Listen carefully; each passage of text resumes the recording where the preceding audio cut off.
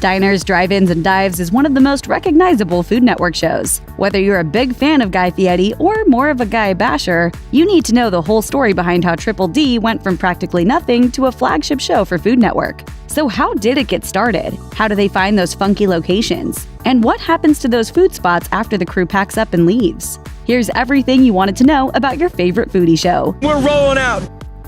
Humble beginnings. Guy Fieri and his Frosted Tips won Season 2 of Next Food Network star, which led to his own show, Guy's Big Bite. Around that same time, David Page had an idea for a program that would focus on, well, diners, drive-ins, and dives. The Food Network decided to give Fieri a shot at hosting. The pilot took 21 days to shoot and did well enough to lead to a full season. The rest is history. Scouting locations.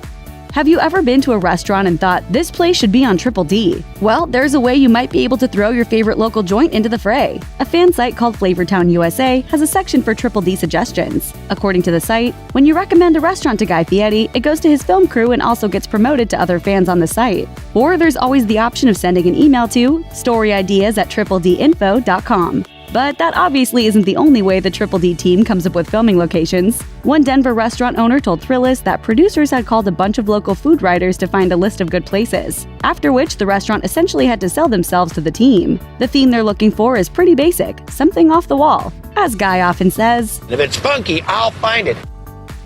filming.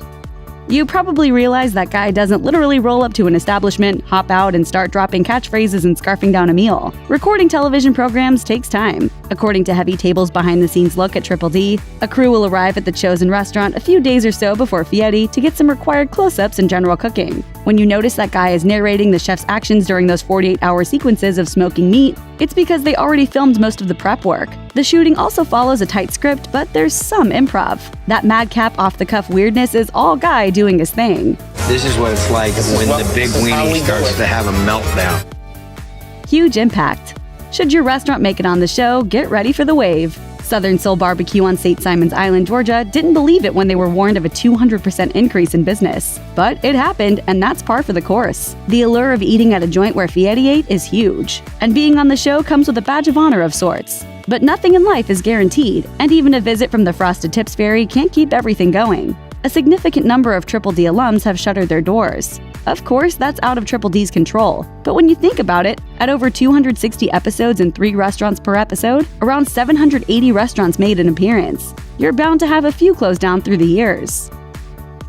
Lawsuit woes. Calling David Page simply a producer is quite an insult. At minimum, he's the creator of Diners, Drive-Ins, and Dives. From the pilot episode of Triple D up to Season 11, Page served as an executive producer. He came from a news background, has a couple Emmys on his CV, and had a reputation for being a bit confrontational. At one point, Fieri stopped taking Page's calls and stopped showing up for voiceover recordings. Page was fired and subsequently sued Food Network and Fieri. Food Network countersued to the tune of $1.5 million.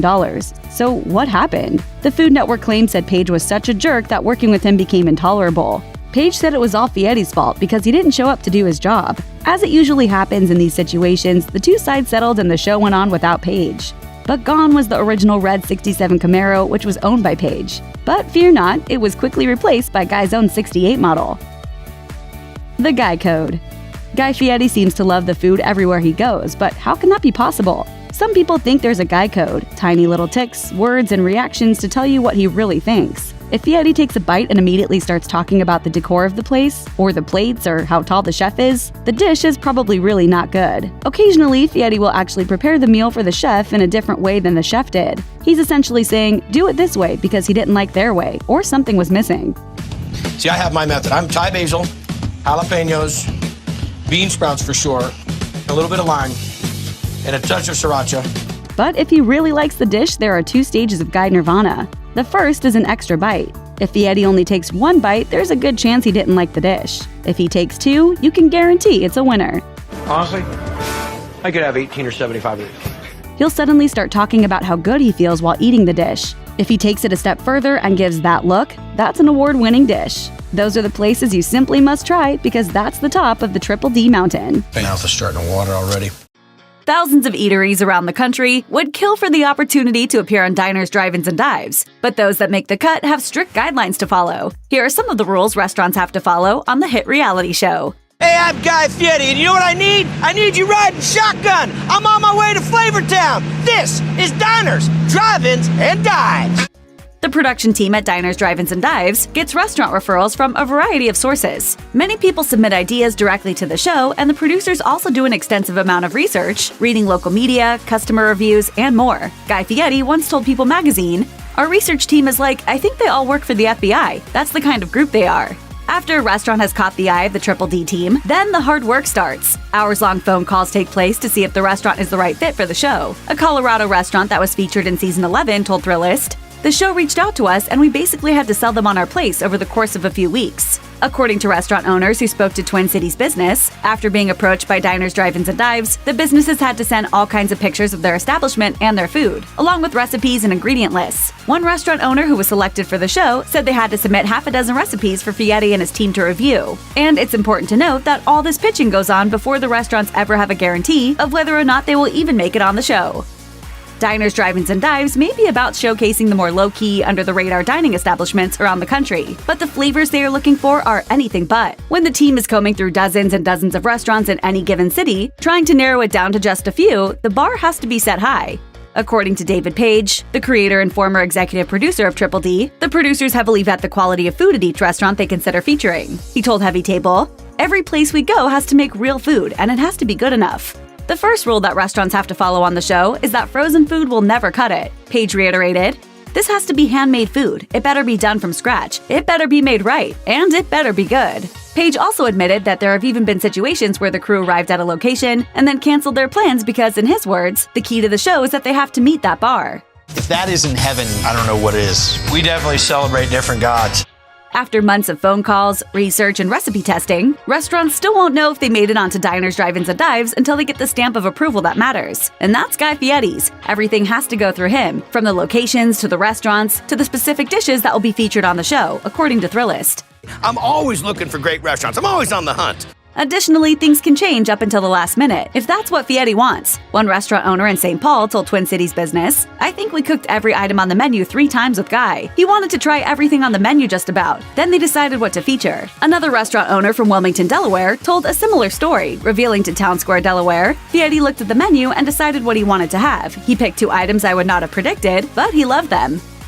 If you're going to be featured on Diners, Drive-Ins, and Dives, you'll be showcasing a lot more than just some ingredients on a plate. The show is also looking to tell engaging stories that highlight small-town spirit and American work ethic, and that takes a lot of work to develop for TV. That means that each restaurant Triple D considers has to have some kind of interesting backstory, how they came about, why they're important to the community, or what they're doing differently from everybody else. The show's producers and writers work with each restaurant to hone in on what their story is, and how to script it for the cameras. A lot of people don't understand the J28. July 28th is for... It's the Peruvian Independence Day. Yeah. And we open on July 28th also.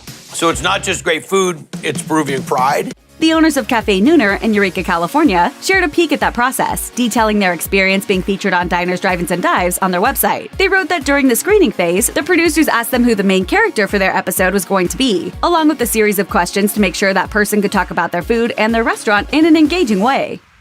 The moment a restaurant agrees to be featured on the show, they're agreeing to pivot on a moment's notice around the show's production schedule. The businesses don't get any say in the filming dates, but rather are told by the show when to close up shop and prepare for the crew's arrival. And sometimes that comes with really short notice. When Cafe Nooner got the call that they'd been selected to be on the show, they were told they had 6 days to get the restaurant ready for filming, after being told to expect at least a month's notice. And in Wilmington, Delaware, the owner of one restaurant learned she was going to be featured just over a week before the crew showed up, according to Town Square, Delaware. Once the crew arrives, it's a tight schedule of filming for about 2 days. The first day, cameras captured the atmosphere of the restaurant, plus all those mouth-watering close-ups and beauty shots of the food. At some point on day 2, Fieri himself shows up and films his kitchen segment with the chef, as well as his interviews with diners in the restaurant. Producer David Page explained to Heavy Table that the tight schedule is necessary. When the crew arrives in any given city, they're usually there to shoot several different restaurants for different episodes of Triple D.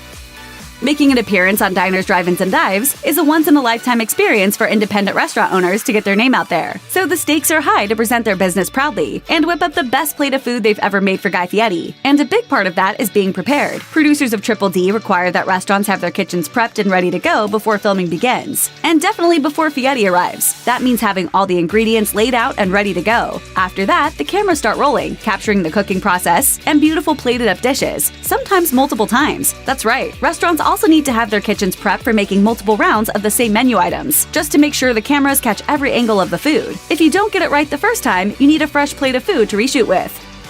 Much of the charm of diners, drive-ins, and dives comes from Fieri's spike-tipped, larger-than-life personality and predictably unpredictable zingers. Okay. Cradle it. You want me to cradle these buns. Cradle the buns. Yes. And that's part of the magic of the show. Fieri rolls in the kitchen, bringing totally authentic excitement and energy into the scene in a mostly unscripted fashion. Going off script may be part of Fieri's job, but for everyone else, there's a meticulous plan of action that has to be followed. And it's a big secret to the show's success. For the restaurant staff, staying on script is absolutely key if they want to see their episode make it to air. The flow of the episode is scripted out well in advance. So in order to get the story right, everyone has to stick to the plan. According to Heavy Table, Triple D's intense filming schedule is also to blame, as the crew spends a full day shooting footage of the cooking and plating process for each dish. Then Fieri shows up the next day to reshoot the whole process with the restaurant chef. Finally, the editors take all that footage and weave it together into the finished episode we see on TV. So it's crucial that all the food footage is consistent, no matter which day it was shot on.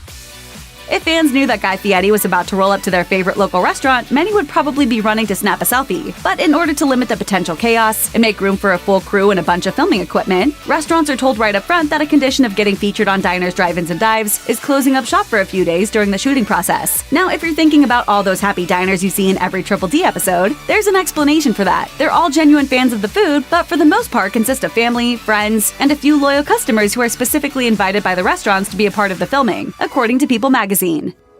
Getting the chance to appear on the show is pretty much guaranteed to bring in some serious publicity and customers for any restaurant. The rigorous production process is almost like an investment for future success. On top of that, being on the show requires a financial investment as well. Restaurants don't get paid to appear on diners, drive-ins, and dives, and they don't get paid or reimbursed for all the ingredients used during filming. For some restaurants, the costs really add up, as some have to spend money fixing up and preparing their restaurant for the cameras. The owners of Cafe Nooner mentioned the rush to paint the inside and outside of their restaurant, plus replacing fixtures, removing equipment, and more. There's also the added cost of lost business from spending several days closed for filming. Several restaurant owners who spoke to Twin Cities Business about their experience on Triple D said the overall costs were as high as $15,000 between wasted food product and cleaning costs. In the end, though, if Fieri is promising a 200% increase in business thanks to the show, those expenses will all be worth it.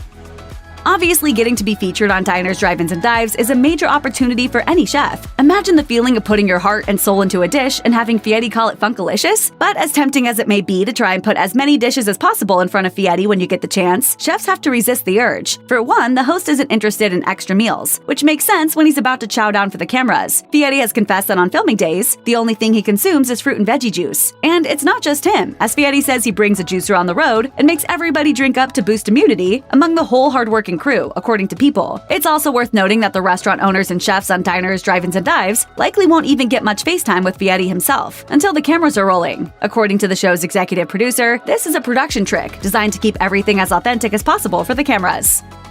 Being considered for diners, drive-ins, and dives brings excitement, anticipation, stress, long days, and lots of fun. But unfortunately, restaurants aren't allowed to share that excitement with many people until it's all said and done. During the interview and production process, restaurants are asked to sign strict confidentiality agreements. They can't let the public know they were chosen for the show. And if word does get out, they aren't allowed to spill any specific details about the filming schedule. After the diners, drive-ins, and dives crew has come and gone, the waiting game begins. Restaurants are told they'll be notified about 30 days before their episode is set to air on Food Network.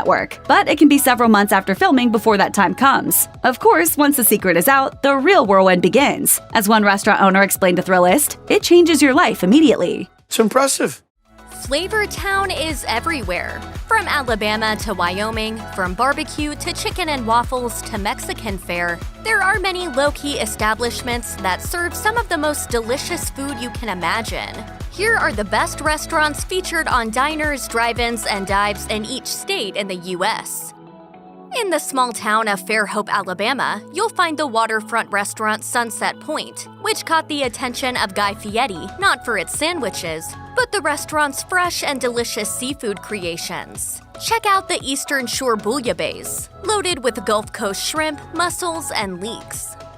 While the cookie jar started out as a small bakery, the 30-year-old Alaskan institution in Fairbanks is beloved for so much more than its sweet treats. Guy Fieri fell in love with the prime rib with au jus, but you also can't miss out on the eatery's famous and massive homemade cinnamon rolls. Beside wowing Guy Fieri, you've also seen the Paradise Valley Burger Company in Phoenix, Arizona on Man vs. Food, but not in one of those terrible challenges. It was also named the best burger in Arizona by the Travel Channel. Fieri chowed down on the Country Fried Burger and the Booze Burger, but it's also known for its Brulee Burger that's served on a burnt sugar bun. In Little Rock, Arkansas, Root Cafe is committed to sourcing 100% of its meat, eggs, bread, produce, and other ingredients from small local farmers and producers. The restaurant is also involved in a number of local community organizations. Enjoy the old world-style bratwurst or C for a little kick. One of Fieri's favorite spots is a family-owned restaurant in Pescadero called Duarte's Tavern. In an interview with The Street, the Food Network host once praised the James Beard Award-winning restaurant for their garden-grown produce. If you want to chow down like Guy, go for the crab cioppino and a local favorite, the abalone sandwich. Serving up understated, outspoken Chinese street food in Boulder and Denver, Colorado, is the unassuming eatery known as Zo Mama. Guests can get their fill on family recipes such as Mama's pot stickers and Mama's famous chicken noodle soup. Guy Fieri was blown away by the place and praised its offerings, saying, "It's the best fast Asian food I've seen in 10 years." Anytime you come to California, you cook at my house. Okay. It's a deal. You heard that. Connecticut is home to some amazing Venezuelan food thanks to Valencia Luncheria. This restaurant tucked away in Norwalk is run by a passionate and highly seasoned chef and is known for its wide variety of unique arepas and empanadas, along with a variety of other classic Latin American dishes and delicacies. Farmer and the Cow in Wilmington, Delaware has become a local favorite for its fully loaded and very extra gourmet burgers. One of the more beloved menu items, and one that really impressed Guy Fieri, is a burger called That'll Do Pig. You know, like the farmer says in Babe. That'll do, pig. Oh, and did we mention that Farmer and the Cow specializes in whiskey and bourbon drinks as well? That'll do, Farmer and the Cow. After nearly 15 years in business, Seven Bites in Orlando has continued to grow, wowing Floridians and tourists with its home-style food, as well as catching the attention of the press throughout its existence. The eatery's food is made in-house at all times, including the scratch-made chicken pot pie that Fieri highly praised. It's a great pie, great crust. I have friends that are this flaky. Today, Fox Brothers is considered an institution in Atlanta, having gained both local accolades and national attention. Specialties to be sure to try out include the chicken fried ribs, served with house-made white barbecue sauce, and the Fox Brothers Burger, which is essentially a chopped brisket sandwich loaded up with the most incredible toppings, including pimento cheese and jalapeno mayonnaise. At Mike's Huli Chicken, located in a humble yellow food truck, whole birds are brined, coated in spices, and slow-roasted in a custom oven over local Hawaiian wood. The methods at Mike's Huli Chicken impressed Fieri so much, they actually inspired him to build his own rotisserie oven at home. Besides their signature chicken, be sure to also try out the char siu pork. Coeur d'Alene, Idaho is situated on a scenic lake, and it's home to the long-standing breakfast and lunch spot Jimmy's down the street. The restaurant embodies the exact casual vibe that its name implies, and serves up made-from-scratch comfort food favorites. Standout dishes include the chicken and dumplings and a huge gooey caramel pecan roll. The Chicago-based heavy metal-themed burger joint Kuma's Corner opened its doors in 2005, and since then, it has exploded in popularity for its hardcore sandwich creations. Its infamous Ghost Burger, which is served with a communion wafer, has caused all kinds of uproar, enraging the Catholic Church and inspiring Time magazine to call it one of the most influential burgers of all time. It's no longer a permanent fixture on the menu, but they do bring it back every now and then. Even when it's not available, you really can't go wrong picking anything off the Kuma's menu. The acclaimed Three Sisters Cafe in Indianapolis is serving up unique and tasty culinary creations that have made it one of the most popular breakfast, brunch, and lunch spots in the city for more than 2 decades. Check out specialties like the Guy Fieri-approved lemon corn cakes and French dip-style roast pork sandwiches. From its location just outside downtown Des Moines, Iowa, Flying Mango offers dishes including Memphis-style and baby back ribs. But what really got Guy Fieri's attention was the smoked catfish cakes, alongside cornbread and collard greens. Fieri loved flying mango so much he even chose to feature it yet again in his spin-off show Triple D Nation. If you want to dine on some barbecue done right, go to Woodyard Barbecue in Kansas City, Kansas. Be sure to get the ribs, with a unique dry rub that had Fieri saying that they don't even need sauce. Locals are also said to love Woodyard's smoked chicken and the burnt ends sandwich, so much so that you can usually expect a long line of hungry customers on most days. In Louisville, Kentucky, Grill House has become a local favorite, and on its scratch-made menu you can expect comfort food with a twist, like lamb and grits or the chef's take on a cheesy fried bologna sandwich. Both Fieri and celebrity chef guest Damaris Phillips ended their visit to the eatery as huge fans of Grill House. At the time of this video, Grill House is temporarily closed. Hopefully they'll be back in business soon. When you're in New Orleans, don't leave without stopping at Turkey and the Wolf. Guy Fieri absolutely loved the tacos and authenticos, and the collard green melt, which may be the star of the menu. Turkey and the Wolf was named Bon Appetit's #1 best new restaurant in America in 2017, arguably because of that collard green melt, which had the magazine's staff raving. Located on the Maine coast just north of Portsmouth, the Maine Diner is a no-frills, family-owned establishment named for its home state. It has garnered national attention with home-cooked recipes passed down by the owner's grandmother. Make sure to try the Triple D favorites: codfish cakes, seafood chowder, and, of course, anything with lobster. Baltimore's Miss Shirley's Cafe has been serving up Southern and soul food classics such as chicken and waffles and shrimp and grits since 2005. Guy Fieri recommends the coconut cream stuffed French toast, but since you'll be in Maryland if you visit, we also highly recommend the crab cake and fried green tomato eggs Benedict. The bustling Boston Harbor mainstay Yankee Lobster is run by a family that's been in the fishing business for generations, specifically within the lobster industry. You can stop in the market for freshly made seafood specialties, or buy fresh seafood by the pound to take home. If you're looking for a recommendation for what to order, Guy Fieri raved about the cod cakes.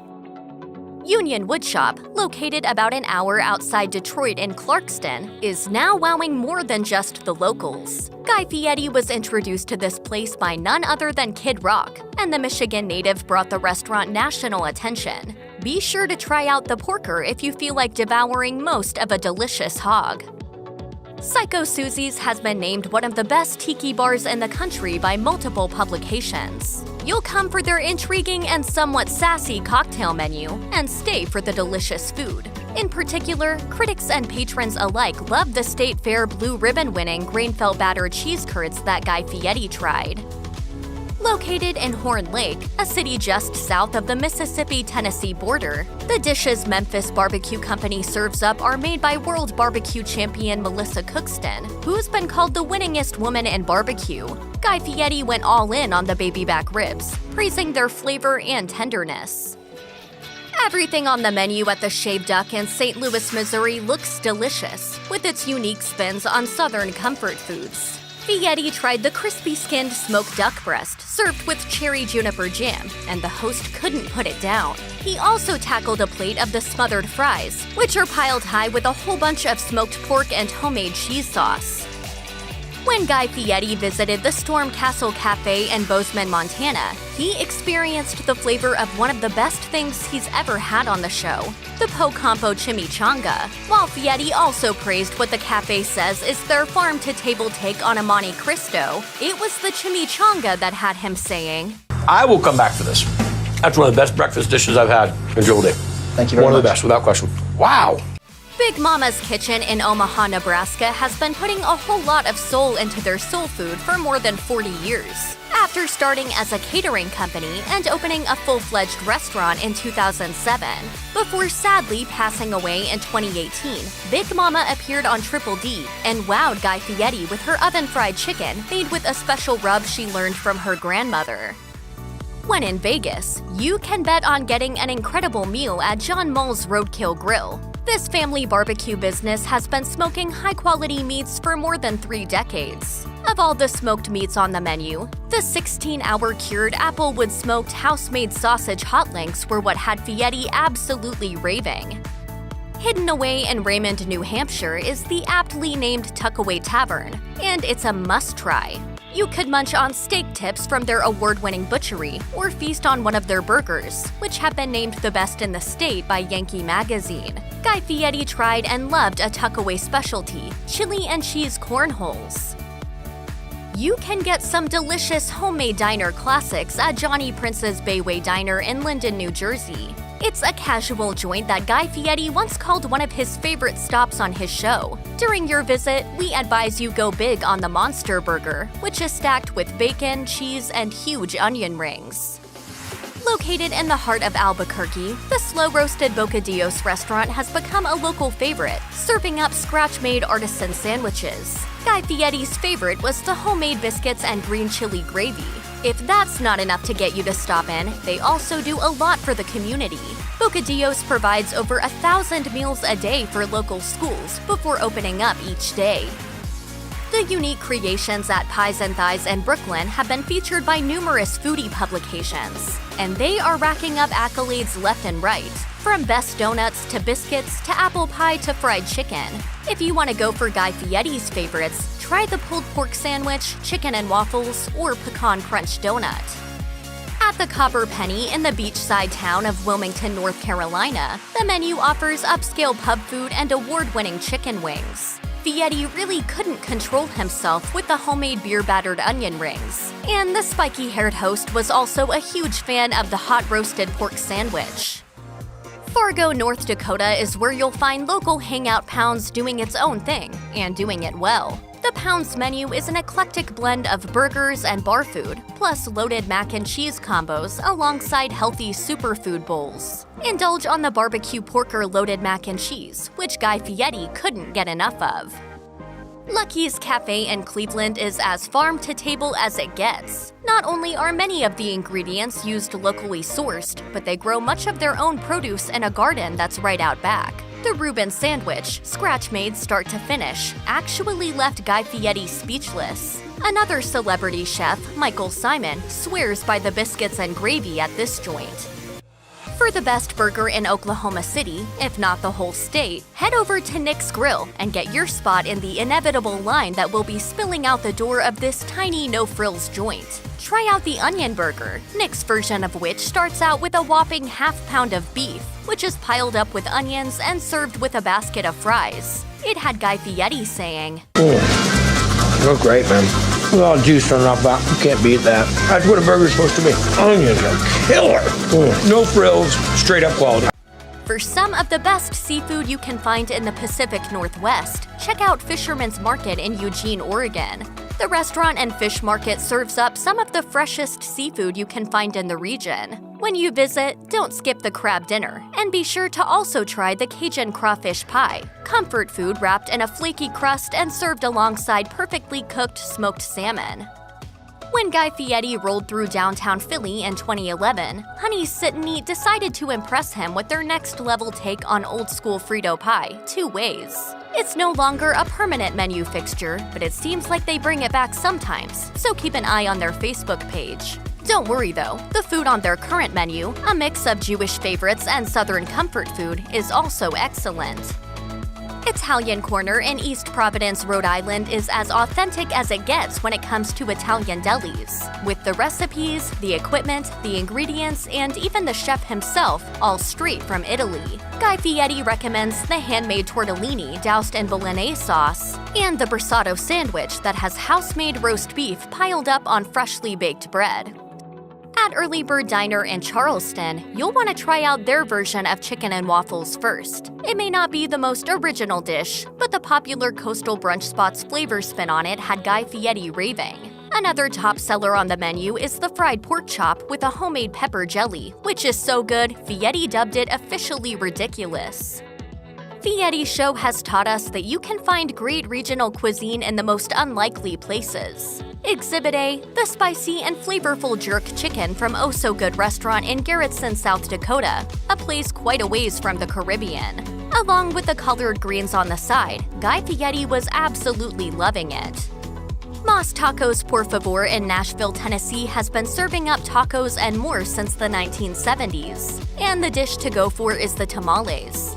Locals love them, and Fieri is right there with them. The tamales didn't get all the love though. The host also praised their tacos as well, even the vegetarian options.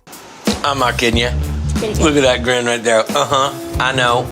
Texas barbecue is legendary, and Pecan Lodge in Dallas has some of the best. The signature dish is beef brisket, of course, and Pecan Lodge smokes theirs for up to 18 hours, then serving it with house-made barbecue sauce. This Texas joint is also serving up something called the Hot Mess, a sweet potato smothered with brisket, chipotle cream cheese, and butter. You know a restaurant that has been around for 90 years has to have delicious food. Ruth's Diner, which holds the title of second oldest restaurant in the state of Utah, is named for the woman who ran it for nearly 60 of those years. The huge menu offers all kinds of comfort food and diner favorites. But Guy Fieri really loved Ruth's famous mile-high biscuits, which are truly huge. It gets cold up in Burlington, Vermont, but you can warm up and fill up at Bluebird Barbecue, which has been named the best barbecue in the state by multiple publications. At Bluebird, you'll get more than just pulled pork, ribs, and scratch-made sides. They've also concocted their own fusions, like Pitmaster Ramen, which is sort of like beef ramen, but on a whole new level. The Jewish deli Pearlie's Restaurant and Delicatessen in Richmond, Virginia, has had locals singing its praises for nearly 60 years. They make everything totally from scratch and offer menu items featuring traditional flavors with unique twists, like their potato and duck pierogies or the Jewish egg rolls stuffed with corned beef and sauerkraut. Next time you're in Seattle, Washington, you've got to hit up a little joint called Mike's Chili Parlor. You could go there almost purely for nostalgic purposes, since they've been serving their secret recipe chili in Seattle since 1922. It's not just historic, though. Guy Fieri once called this place one of his favorite Triple D restaurants.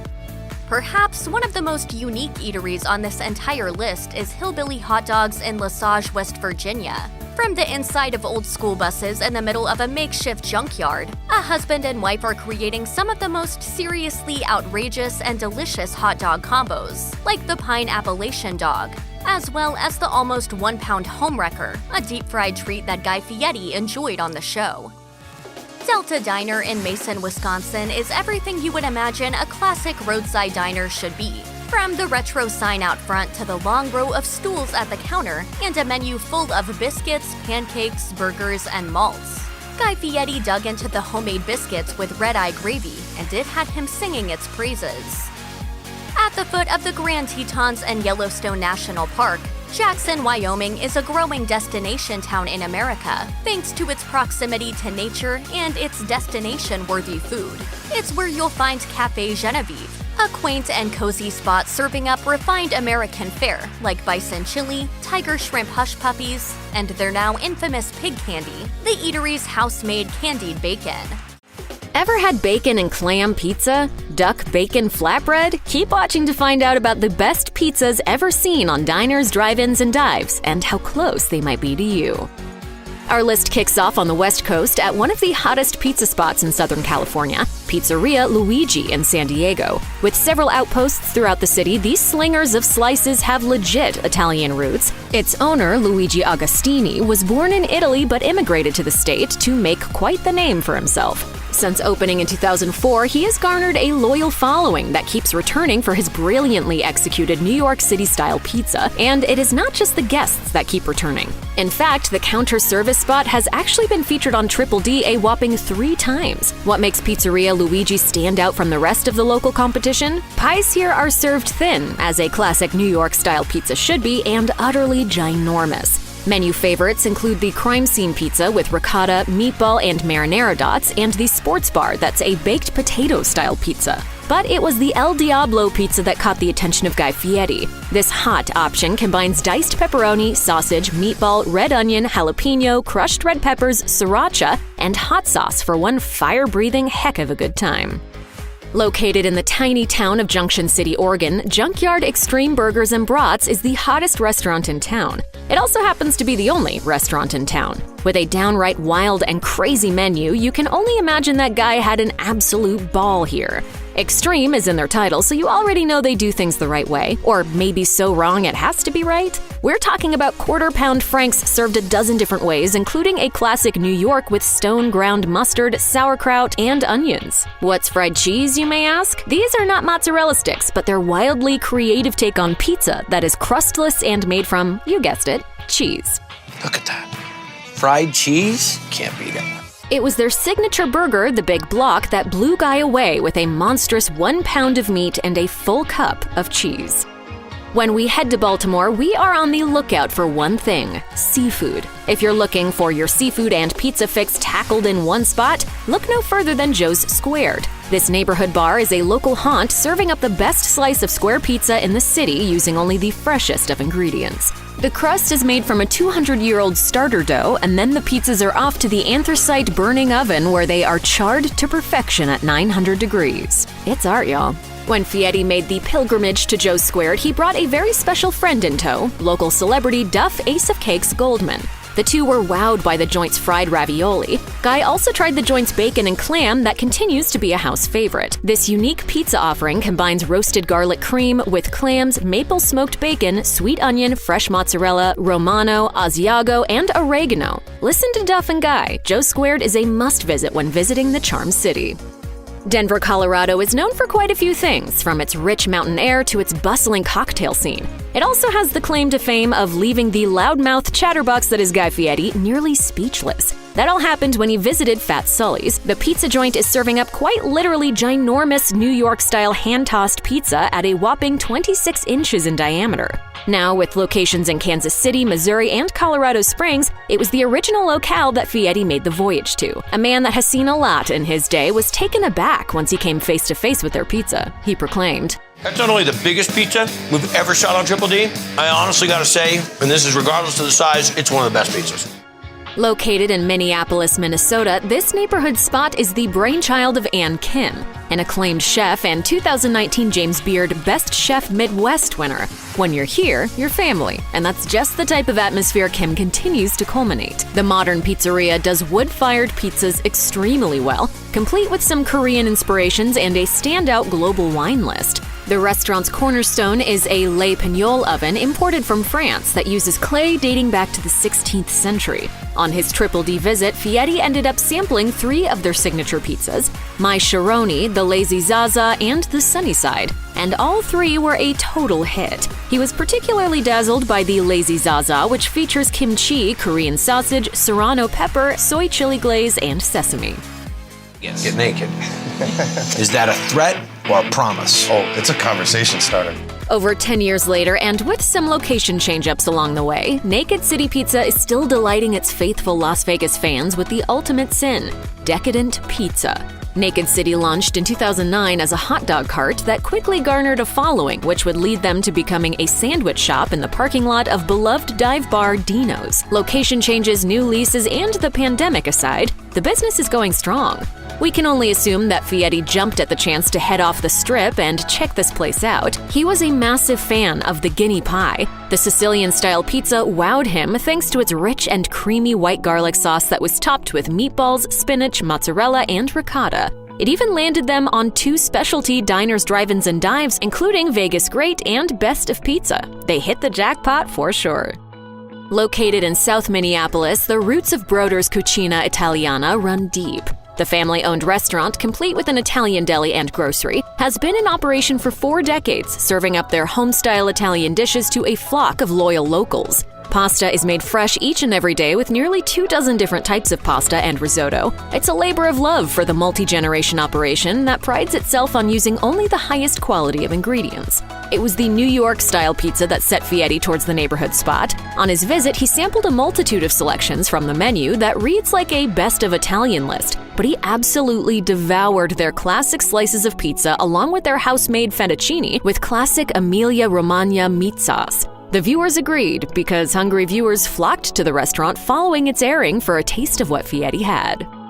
New Jersey is home to Pacini wood-fired brick oven pizza. Located in the tourist mecca of Ocean City, this homey cash-only eatery serves up a range of our favorite Italian staples, including pasta and, of course, pizza. Helmed by a husband-wife duo who are former educators, the spot is known for its lineup of over 30 gourmet and classic wood-fired brick oven pizzas. On Guy's visit to the coastal Jersey Shore town, he went with a classic chicken and farfalle with vodka sauce and a not-so-classic take on pizza, their bacon cheeseburger pie. While a little out there, it somehow works. A base of ketchup and mustard is topped with shredded American and Colby Jack cheese, ground beef, bacon, confettied pickles, and onions. This is just the beginning of their wild creations that also include a potato skin pie and taco pizza.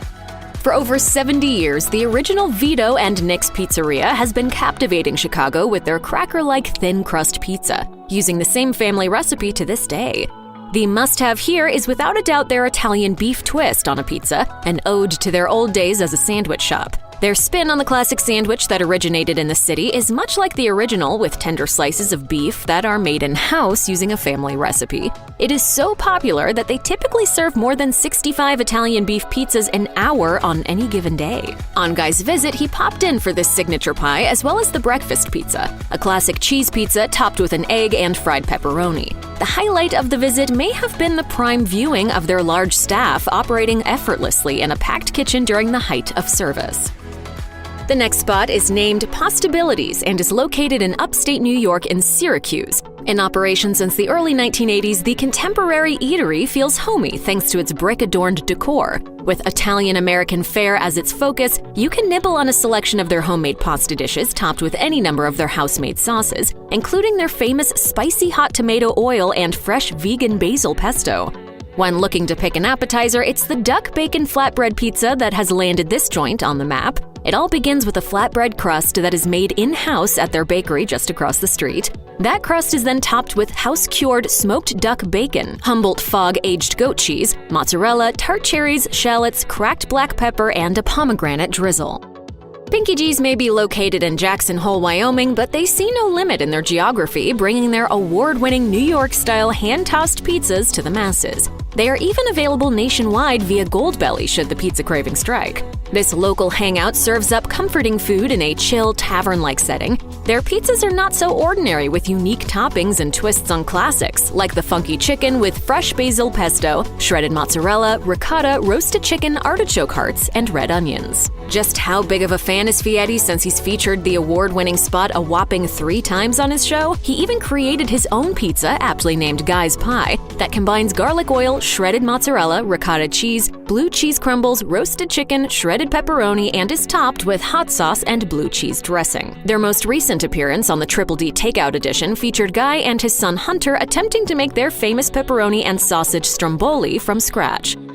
At Hops and Pie in Denver, Colorado, it is all about the 2 finest things in life coming together in an atmosphere that is both welcoming and cozy. And that is all thanks to a husband and wife duo who gave up their roles in fine dining for something a little more laid back. The entire made-from-scratch menu is expertly paired with craft beers, including 22 taps of forever rotating brews. In addition to standout smoked meats, the industry vets serve up pizza in a variety of styles, including Detroit, pan, traditional, and even gluten-free. What dish caught the eye of Mr. Fieri? He was downright caught off guard by the beer-braised brisket pizza. This mouth-watering pizza is loaded with a brisket that is brined for up to 10 days before it is braised in a beer mixture for 5 hours. So how did this unique concoction rate in his eyes? He believed the dough to be remarkable and the combination and layers of flavors to be dynamite. What more could you want out of a glowing review?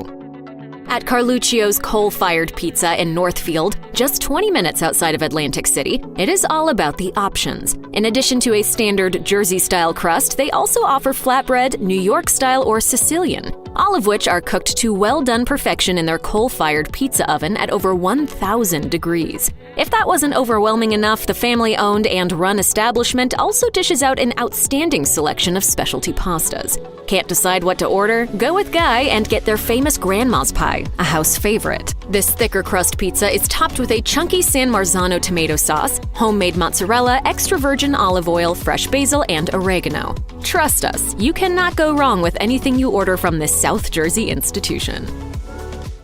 Diners, Drive-Ins, and Dives is a feast for the eyes with its mouth-watering close-ups of America's favorite comfort food. And above all else, there's Guy Fieri hamming it up for Flavortown fans. So how does it all come together? Here's what the cameras don't show you on Triple D. While the show does its best to capture the atmosphere at all the locations it features, one thing you'll never actually see is what the dining room crowds actually look like when Guy Fieri isn't rolling through town. The Triple D producers need a controlled environment to film in, so those candid shots you see of a dining room full of hungry, excited customers, they are perfectly staged for the cameras. Very tender, falls off the bone. It has nothing wrong with it. It's just perfect. According to the owners of Season 19's Cafe Nooner, businesses have to agree to close their doors for a few days while the Triple D crew does its thing.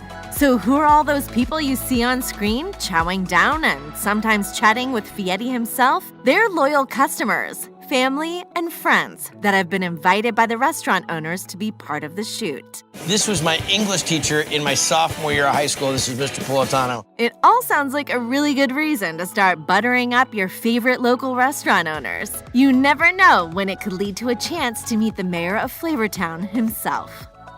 You'll never see it on the show, but a lot of food that gets made never gets eaten, all for the sake of getting the ultimate shot. Videomaker spoke with Triple D's executive producers who explained that there's at least one day of filming at the restaurant before Fieri ever shows up, and part of that process is shooting the kitchen and the beautiful finished dishes that come out of it. As production explained, a burrito would be sitting there but wasn't all that great looking by itself. So we thought, what about when they're pouring on the hot tomato salsa or the cheese is sliding off the burrito? We really started to embrace that part of the cooking. But that means having to make things multiple times to get the perfect glamour shot. As the owner of Northern Water Smokehouse in Minnesota told Twin Cities Business, I think it cost us nearly $15,000 in wasted product and costs associated with cleaning. Brother, you don't need to make anything else. Then again, Salamini basket.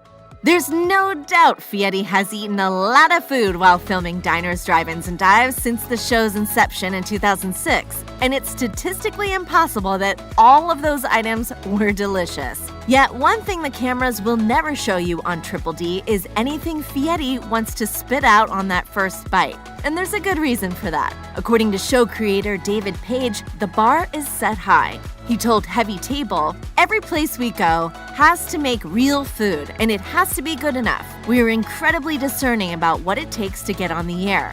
Fieri himself confirmed this, telling People, not every dish is A+, but if I don't like it, you won't see it. barbecue inside of ramen, normal? No, however, the flavors really do pair well together. Of course, not every single thing can be Fieri's favorite. And folks have picked up on that over the years of watching Triple D. The host confessed to The Moment that sometimes off camera, a cook will say to him, well, you didn't go like, this is off the hook. And I'm like, while it was good, don't be offended. I don't like every song that's on the Rolling Stones album. At the end of the day, Fieri says his intention is to tell fans the true story.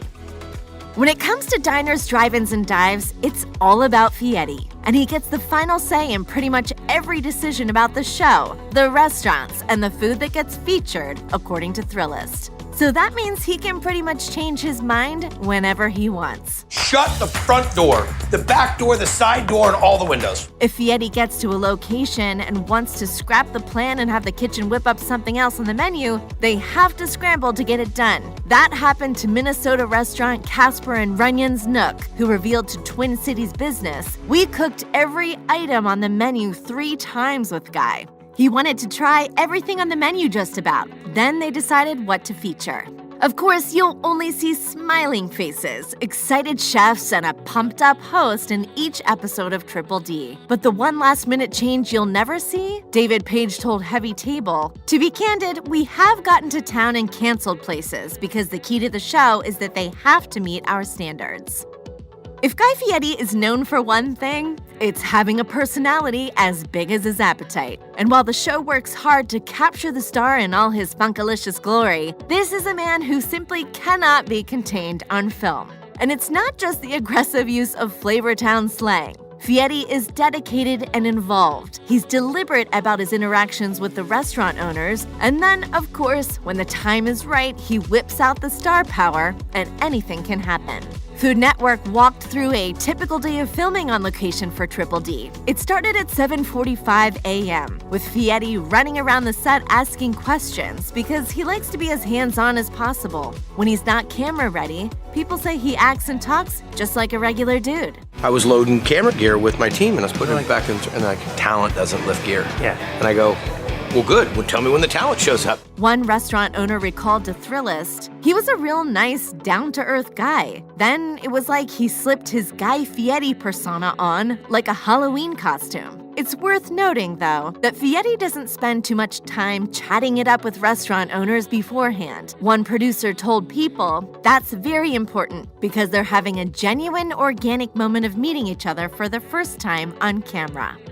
You're always in for a good time with Triple D. You'll get your fair share of Fieri's wisecracks, and you might even see him try and goof around a bit in the kitchen with the chef. Fieri does whatever it takes to make good TV, but it's arguable that the real good time is happening behind the scenes. Are we in Flavortown right now? I am at customs. I am crossing the border. According to various sources, there's no shortage of goofing around between Fieri and the Triple D crew when the cameras aren't rolling. Jokes abound, as do the pranks. There have even been instances of flying food, according to Food Network, and Heavy Table reported on some sort of game involving hiding meat in random places. At the end of the day, the cameras definitely can't capture just how tight-knit the crew is. Fieri shared with the outlet, "The crew is vital. If I don't have the crew there, then it doesn't work. These are my friends." The chef also mentioned to Videomaker that while he's hosted several different shows over the years, each with their own crew, he's closest to the Triple D gang, adding, "Crew members have paid their dues on this show and are very heavily invested in its success."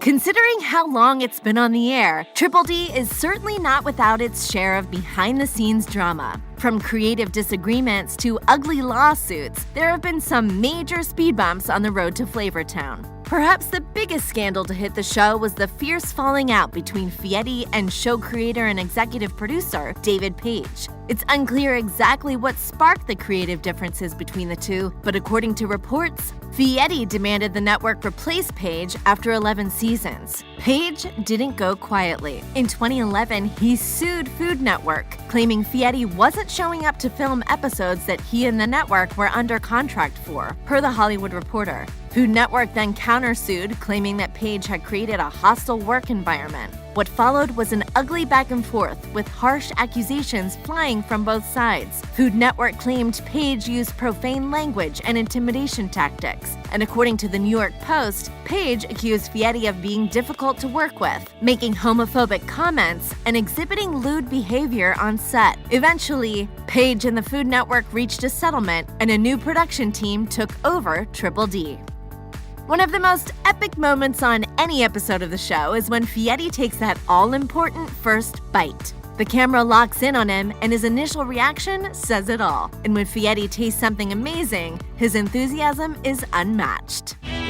That's full speed, man. That's all throttle, no bottle, man. That is just getting it done. But that first bite doesn't tell the whole story. Sure, sometimes Fieri can't help himself and goes in for a second or a third bite without hesitation, much to the delight of a local chef. But you'll never see just how much Fieri actually eats in a full day of filming. When the host and his crew hit the road, they've got a lot of locations to cover in a short amount of time. So Fieri will often shoot at more than one restaurant in a single day. At each of those restaurants, Fieri chows down on multiple dishes for the camera, sometimes more than once, so production can get every angle they need. That's a whole lot of greasy, cheesy, heavy diner food. So Fieri keeps his on-set diet as light as possible. He told People he drinks a daily green juice, packed with fruits and veggies when he's on the road. Hey everybody, I'm Guy Fieri and we're rolling out. Looking for America's greatest diners, drive-ins, and dives. No episode will be complete without a shot of Fieri rolling out in his Camaro convertible, seemingly in search of the greatest local bites America has to offer. But if you thought Fieri was actually cruising from town to town in a little red Chevy, you're in for a disappointment. Turns out, the Camaro is just for the cameras. In an interview with People, Fieri revealed that the car is transported to each city in a trailer, and a crew member gets it to each filming location. Besides shooting the intro, Fieri is filmed opening and closing the car door, and that's about it. This might make more sense when you consider the fact that the '68 Camaro is worth about $100,000 according to People. Fieri is also a classic car collector who would probably never put that many miles on one of his treasured pieces. Besides his spiky blonde hair and penchant for slang words involving funk, Fieri is known for being highly involved in charity events and organizations. From fundraising money for disabled children, to serving meals to wildfire victims, to creating the Restaurant Employee Relief Fund to help food workers impacted by the pandemic, raising $24 million in the process. Fieri has had his hands in a range of philanthropic efforts, but perhaps the organization closest to his heart is the Make-A-Wish Foundation. Fieri's connection to Make-A-Wish is personal. He watched his sister beat cancer as a child and then ultimately lose her battle when the disease returned in adulthood. Fieri told Thrillist why he is so heavily involved with the org that grants wishes to children suffering from critical illness, explaining, "I remember what it's like to be in a hospital with her. I remember that feeling of just being bored and tired." As part of his effort to help sick children and their families, Fieri told Delish that he invites a child from the Make-A-Wish Network and their entire family to each taping of the show. You'll never see them on camera, but there will always be that special guest behind the scenes. After dozens of seasons and hundreds of featured restaurants, the Triple D effect is no secret. When the crew decides to roll through town, the local joints that make the cut may never be the same. After the episode airs, what usually follows is a huge windfall of business from locals and hungry tourists alike. According to Thrillist, Fieri tells owners to prepare for a whopping 200% increase in business. And that's just right off the bat. Restaurants also report recurring rushes every time a rerun of their episode airs. And anyone who's watched Food Network knows that Triple D marathons are a common occurrence. We got so busy afterwards. We actually had to knock the wall down. Out of anger? Was there a family fight? Is it something happened? We needed more space. Still, it's worth noting that appearing on the show doesn't automatically guarantee lasting success for a restaurant. Flavortown USA, which tracks Triple D locations around the country, notes dozens of restaurants that have closed for various reasons since Fieri paid them a visit. Every restaurant owner wants to have their business featured on diners, drive-ins, and dives, don't they? Well, no. Keep watching to find out why you might want to steer clear of Flavortown. Many fans will attest to the fact that diners, drive-ins, and dives can be really fun to watch. Chef Guy Fieri visits different food establishments across the country with his team and tastes the chef's signature food. It's an extremely successful show with 34 seasons and counting. The show is such a huge hit that many fans have spent a lot of time working on different websites that keep track of all the restaurants featured on the show, making it easy to schedule a visit. Oh, that's the bomb, dude. Seriously. Filming the show is hard work. It takes at least 2 days to finish working on one episode for diners, drive-ins, and dives. Even before filming begins, business owners have to be willing to participate in meetings and engage in phone calls with the team behind the show. But according to some restaurateurs who have been featured on the show, it can be a daunting experience in unexpected ways. According to Twin Cities Business Magazine, some restaurant owners don't have a clue what they're getting into when they agree to work on an episode of Diners, Drive-Ins, and Dives. While some establishments only have to deal with a little bit of food wastage and inconvenience, there are many eateries who end up suffering a lot more. This might be on account of the fact that several places which have been featured on the show run every day of the week and are open all day. Agreeing to work on the Food Network hit means that owners aren't able to escape some costs. The owner of the Northern Waters Smokehouse restaurant in Minnesota, Eric Gert, said, "I think the show cost us nearly $15,000 in wasted product and costs associated with cleaning." Another restaurant owner, Josh Toma, who is the man behind Smack Shack in Minneapolis, said that it cost him approximately $12,000 to be a part of Diners, Drive-Ins, and Dives. Another glaring issue, many owners have to wait long periods of time to have their episode air on TV.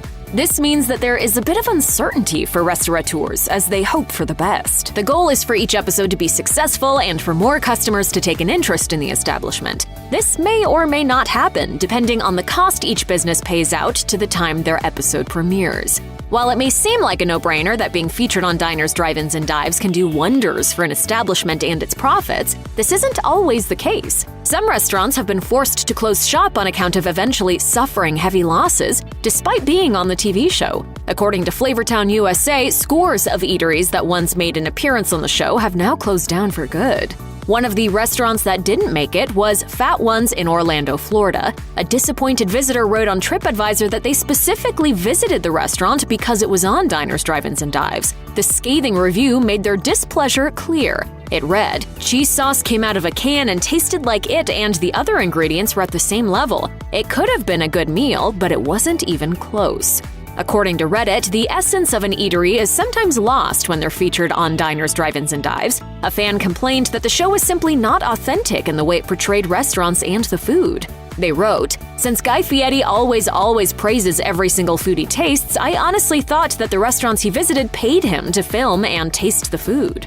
Another Reddit user said they knew it was stressful for an unnamed restaurant and its staff members to be a part of the filming process. They wrote, "One of my friends was working when they came and filmed. She said that they took a lot of time to get just a few minutes of footage."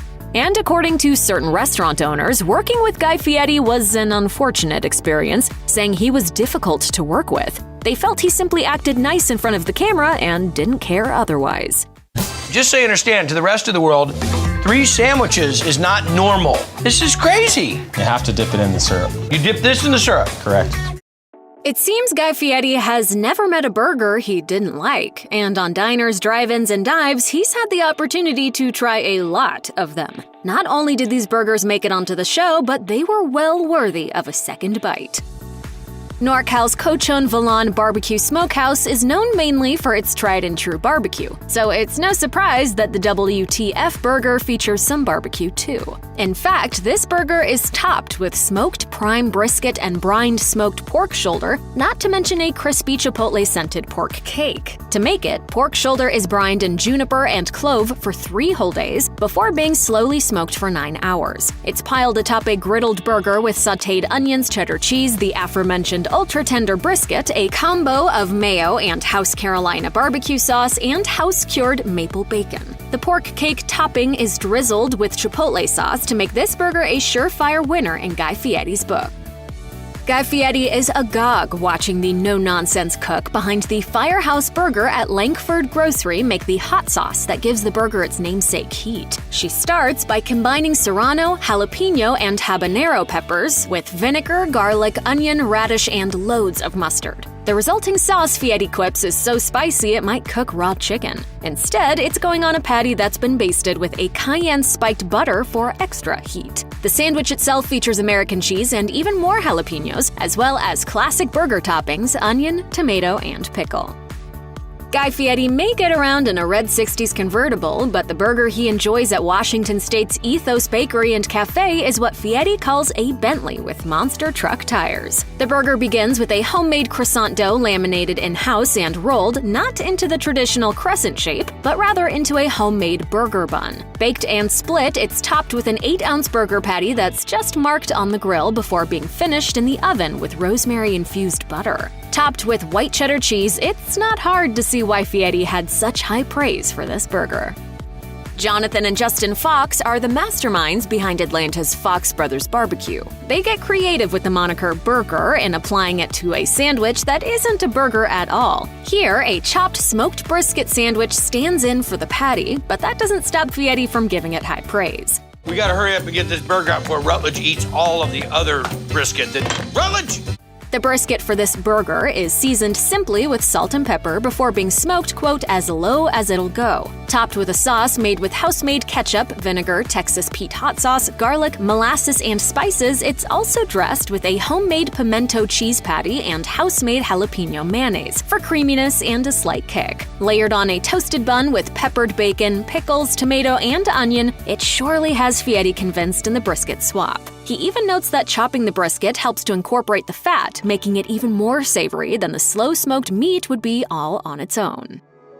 Green chili cheeseburgers are a dime a dozen in Santa Fe, but Bert's Burger Bowl claims to be one of the originators. Sadly, the burger joint, which was founded in 1954, closed in 2015. And from the looks of the burger Fieri enjoyed, its closing is a big loss to the burger world. One customer interviewed on Triple D had been coming in for about 25 years just to order this burger, which appears to be as simple as it is delicious. The burger starts with a plain grilled patty, which is topped with burger topping staples, mustard, pickles, tomatoes, lettuce, and onion. The local flair comes in the form of a house-made Hatch chili sauce seasoned with garlic, onion, and oregano. Guy liked the sauce so much, he was eating it with a spoon.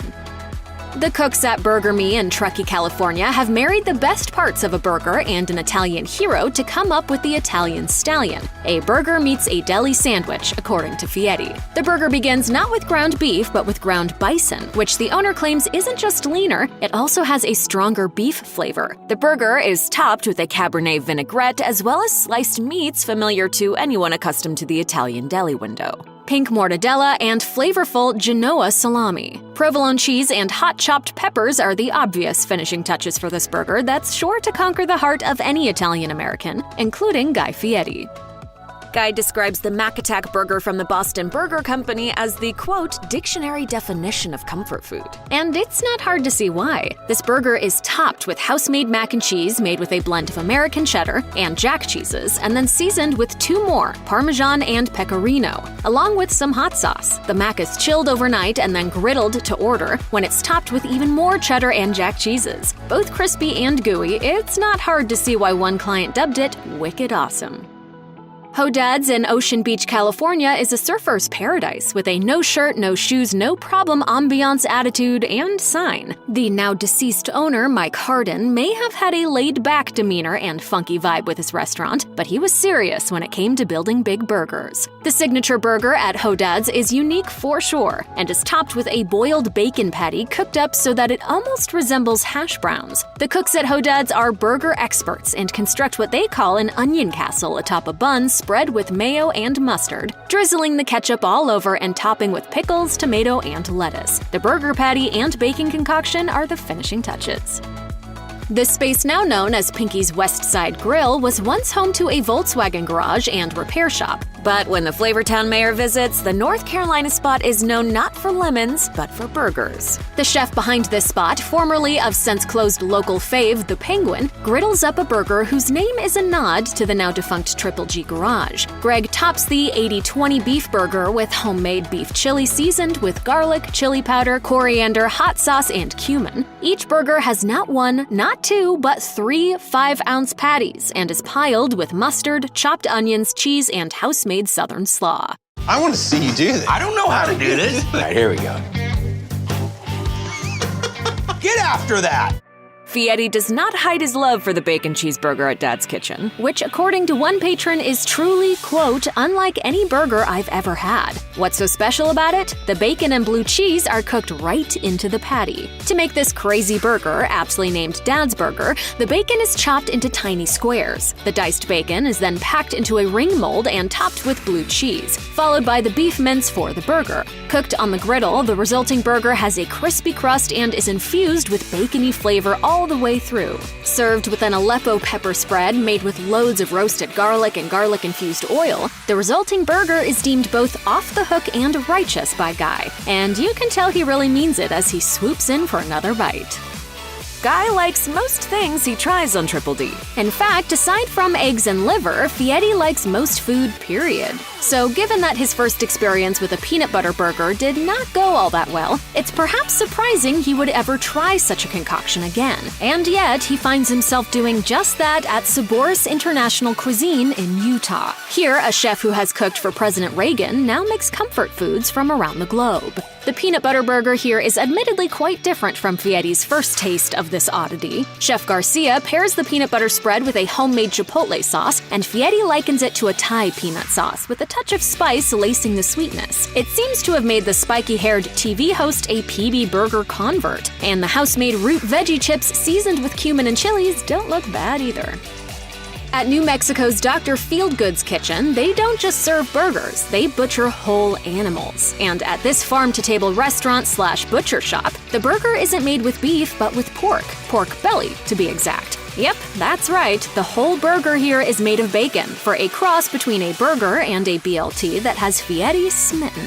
To make these burgers, 8 to 12 pork bellies are brought in per week and smoked on applewood. Each burger gets a whopping 9-ounce patty cooked in a wood-fired oven, served on a house-made potato bun, topped with mayo, heirloom tomatoes, and baby greens, and served with house onion rings. It's a monster, according to Fieri.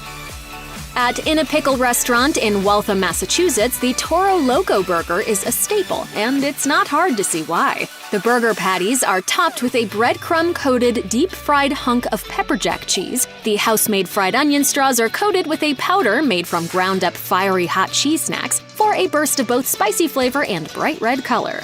The burger is topped with arugula and 2 sauces, sriracha and jalapeno. The result is just spicy enough to have our diners, drive-ins, and dives host drooling and going back for more. And you know that's high praise from Mr. Fieri himself.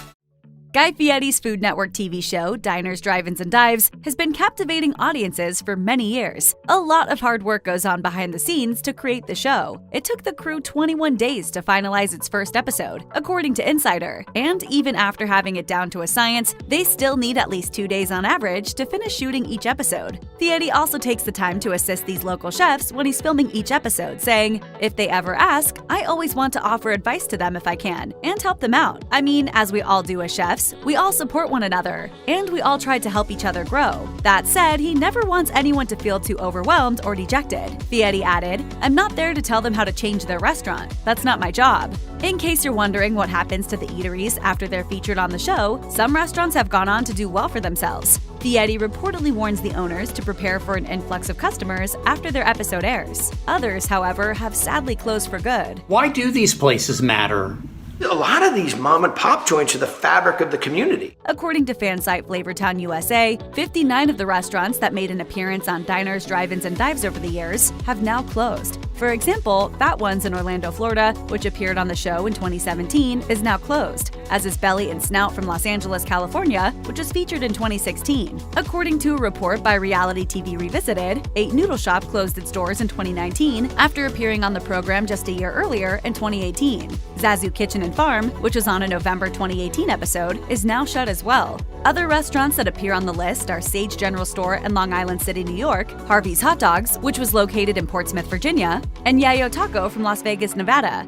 Of course, the restaurant and bar industry is notoriously difficult to make it in, so be sure to double-check the website or social media page of any spot you plan to hit up on your next cross-country road trip. Even with the best reviews, you never know when a hidden gem could close forever. Overall, quite a few eateries featured on Diners, Drive-Ins, and Dives have unfortunately failed to survive the test of time for a number of reasons. While 59 closures may seem like a lot, considering the show has been on since 2006 and Fieri visits more than one location each episode, we'd say that's not about average. According to fan site Diners, Drive-Ins, and Dives locations, Guy Fieri and his signature Camaro have visited at least one restaurant in each of the 50 states, highlighting 1,250 local favorites and counting. Considering Fieri's massive $80 million Food Network contract deal in spring 2021, we're sure Triple D fans can count on Fieri and his team to continue to discover and share those can't-miss meals.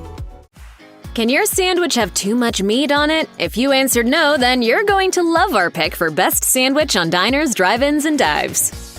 When you hear the word sloppy in the context of a sandwich, you probably immediately think of a sloppy Joe. While eating a sloppy Joe when you were a kid, it was perfectly okay to wear sauce all over your face while you stared down at the heaping mess of ground beef on your plate. Sloppy is good, which was perfectly clear when Guy Fieri headed to a Boston spot called Sal's to get his sloppy Jacques on. Sal's co-owner and chef Chin Kuo stuffed a brioche bun full of braised beef and bacon and then topped it with pickled red onions for a vinegary bite that cuts through the richness of the meat. The sloppy Jacques is one of those sandwiches that just kind of reminds you of childhood. Sometimes the greatest part about food is the nostalgia that comes with it. After a couple bites, you could tell Fieri was a huge fan, as he concluded that the sloppy Jacques pushed the boundaries of sloppy Joes.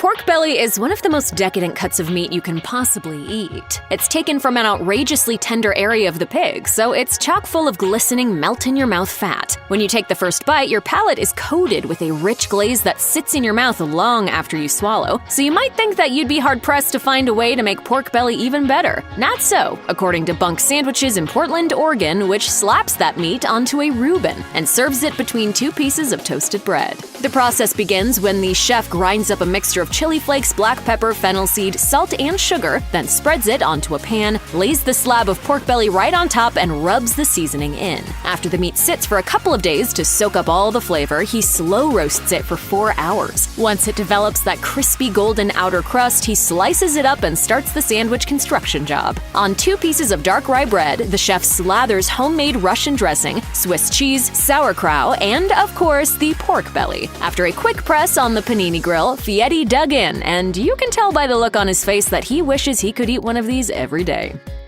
Diners, Drive-Ins, and Dives makes sure to visit spots around the country that serve unique fare that you can't find anywhere else. It doesn't just highlight great tasting food, it also points out small locales with one-of-a-kind options that might otherwise be overlooked by those traveling through the area. That's why Guy Fieri made his way to Somers Point, New Jersey, to snag a crab cake grilled cheese at the Grilled Cheese and Crab Cake Company. This place is located right near the boardwalk in Ocean City, so it's no surprise that they have crab cakes on the menu. Chef Steve Novak was more than happy to walk Fieri through the crab cake grilled cheese making process. Once the binding mixture is thoroughly mixed, Novak dumps in a heaping bucket of jumbo lump crab meat. Next, an ice cream scoop full of crab meat gets plopped onto a flat grill, and while that sizzles to perfection, Novak toasts 2 pieces of bread draped in Monterey Jack cheese and tomatoes. Once the crab cake finishes, it's placed on top of the bread. Mission accomplished. Fieri did note that the crab cake is a little creamier than most people would expect, but that doesn't stop him from giving the chef a well-deserved fist bump of appreciation.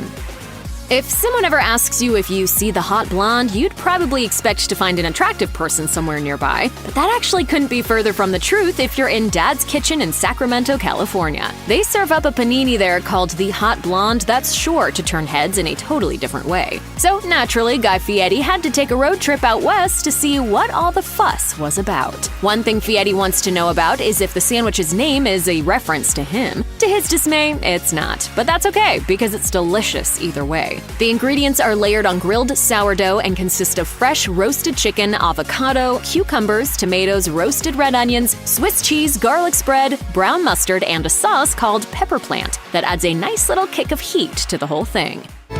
This is the kind of sandwich my mom would flip out for. Unfortunately, Mama Flavortown didn't join her son on the trip, but we hope she got a taste of the hot blonde eventually.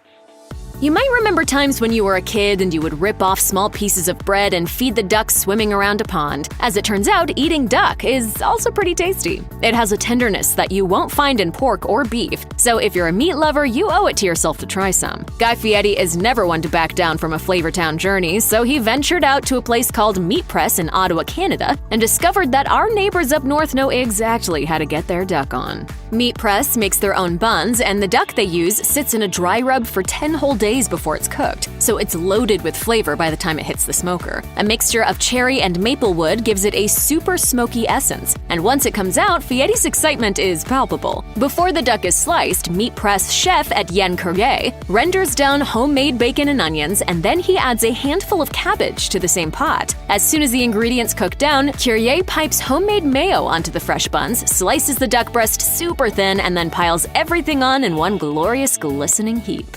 Brother, I'm gonna be honest with you. That changes the world of duck.